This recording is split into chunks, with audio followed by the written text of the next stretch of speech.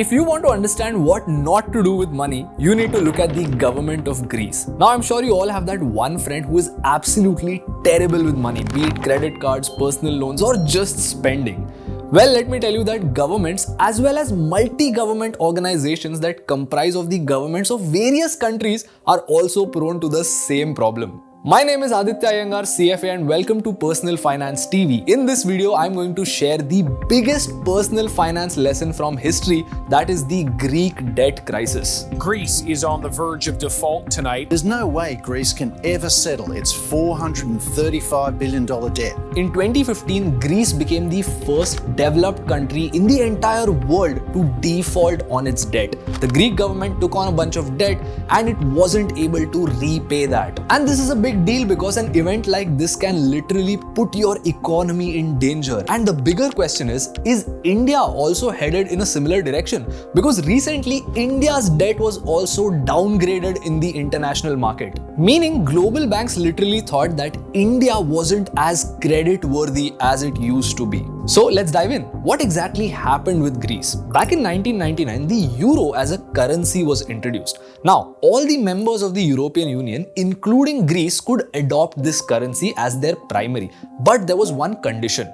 Any country that wanted to adopt the euro as its currency needed to have a debt-to-GDP ratio of 60% or lower.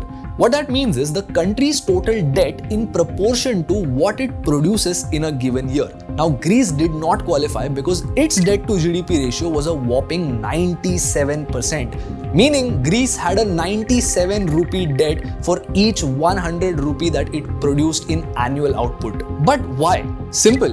Greece spent more than what it earned. Now, many times governments tend to spend a lot of money for two reasons. Either to make sure that the country's growth is being stimulated over time and that the country continues to achieve better levels of growth rates, and number two, political reasons. But how did they spend all that money? Simple, with the help of loans. Now you see how you and I have great credit scores, so we get all those offers from banks and credit card companies for personal loans or various type of credit cards. Similarly, if a nation is developed, they have access to cheap financing. Because of which Greece was able to borrow a lot of money at a very nominal interest rate and use that to spend on its people. They gave out freebies and welfare schemes and tried to stimulate growth in their country. But the problem was, the things didn't go exactly to plan. Greece continued to spend money, the country's output grew by a whopping 40%. Sounds great, right? In fact, the country's tax revenue also grew by 31%. But the government spending was rising at 87%, almost double of these two growth rates.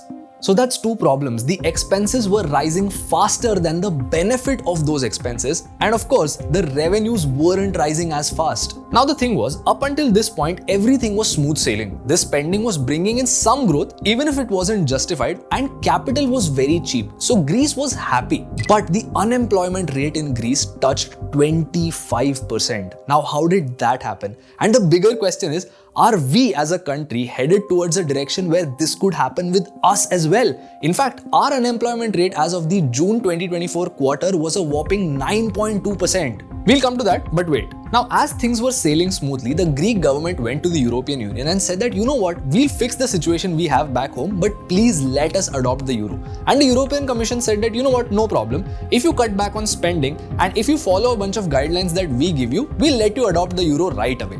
Greece said, no worries, we'll abide by every single term, we'll cut down on our debt, we'll cut down on our spending, and we'll ensure that we get our finances in order. Except there were two small problems. Now you see, Greece was very desperate to adopt the euro as their currency. Why? Because it brought in more trade. The euro was a reserve currency. A reserve currency is any currency that is widely accepted for international trade. For example, the US dollar or the British pound. Similarly, the euro happens to be one of those currencies. Since it was very widely accepted and was also a stronger currency, it would significantly boost Greece's trade.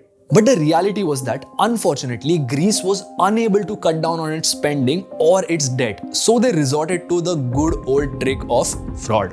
Greece outright started to lie about their financials. Number one, what they did was they decided to hide their debt with the help of currency swaps. They reached out to a bunch of investment banks and asked them, how can we exactly hide all of this debt that we have on our balance sheet? So the investment bank said, you know what, don't worry, what we'll do is, we'll do a currency swap, convert your debt from euros to another currency, and we'll make sure that we do this at a historical implied exchange rate, meaning an older exchange rate that is not relevant, an exchange rate that would make this debt appear smaller. Meaning, if I have a $1 loan outstanding, you would say that at the current US dollar INR exchange rate, I have an effective 85 rupee loan outstanding. But when I use a historically implied exchange rate, I could say that I just have a $1, meaning 75 rupee loan outstanding based on a 10-year-old exchange rate. Sounds absolutely stupid and fictitious, doesn't it? Well, that's because it actually was. This was no different than actual fraud that companies have been convicted for.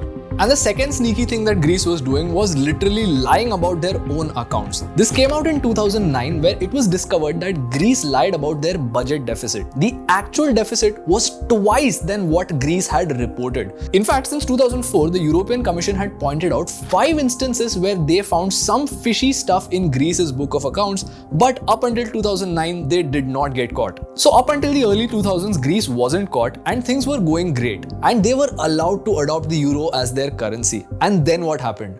2008. The worst day on Wall Street since the crash of 1987. The Dow traders are standing there watching in amazement, and I don't blame them. We're now down 43%. Okay, if you have absolutely no idea what happened in 2008, or if you're just curious, we've created another video on that. Make sure to watch it with the link in the description or with this button. So when 2008 happened, it sent shockwaves in the global financial market, because of which the Athens Stock Exchange had crashed by almost 65%.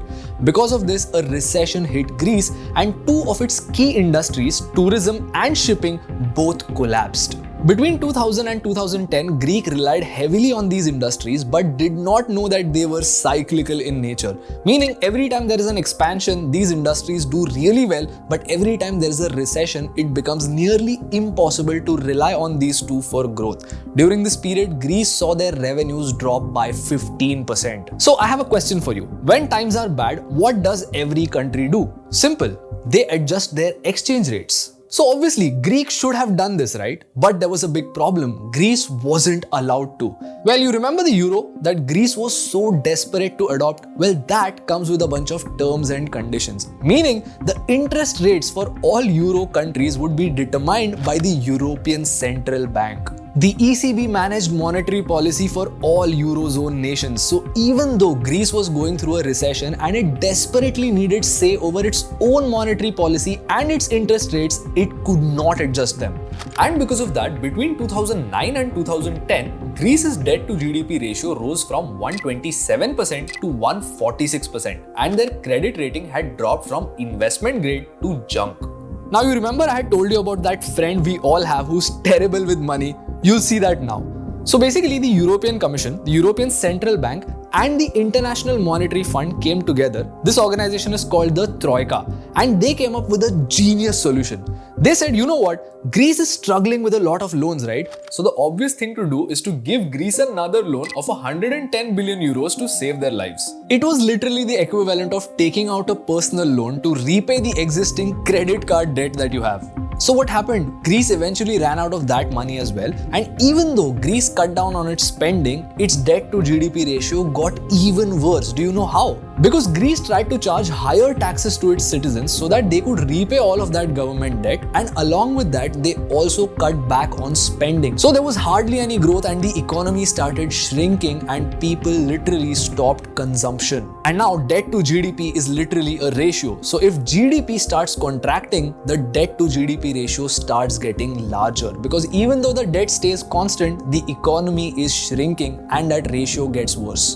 The debt to GDP was now a staggering 172%. So the Troika stepped in again and they said, you know what, let's give Greece another loan of 130 billion euros. The exact same cycle followed, except there was one change. This time, political instability hit the country. People started protesting and the unemployment rate rose to 25%. The country had historically been ruled by 2 political parties, and this 2-party rule broke and a new prime minister was elected, and this prime minister brought change. Or so you would think. He literally said that I would not stand for higher taxes and lower government spending. We need to spend money and ensure that our citizens have better lives. But the funny part was that this attitude did not last long because Greece had literally no money and there wasn't a single entity, not even the Troika, that would lend it to the country. And finally, in 2015, Greece became the first developed country in the world to default on its debt.